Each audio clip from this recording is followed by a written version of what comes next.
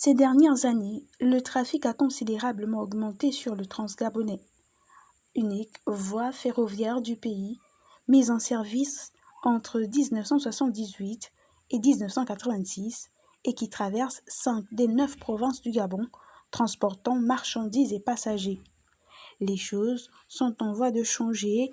Une nouvelle voie ferrée reliant Ovendo à la ville de Boué, dans la province de Logoé-Ivindo, en passant par la ville de Ndjolé, devrait bientôt être construite. Nous avons signé un contrat de partenariat avec la société Inpax qui nous permettra donc de réaliser les études de conception, de développement d'une deuxième ligne de chemin de fer. En plus de la pression que subit déjà la voie unique du fait donc du nombre réduit de sillons, conjugué avec le terme du PRN, donc le programme de remise à niveau de la voie ferrée prévu pour 2024, nous rattraperons certes les 16 sillons quotidiens, mais il y a que à l'horizon 2031, les volumes attendus se situeront autour de 29 millions de tonnes.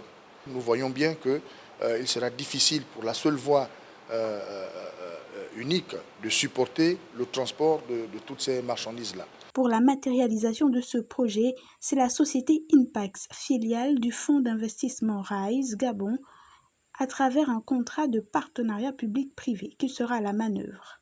Les études qui vont être menées par la société Inpax sont des études de faisabilité, de conception et de développement d'une nouvelle ligne de chemin de fer. Et ces études portent sur les aspects techniques, les aspects juridiques et légaux, mais également les aspects économiques et financiers.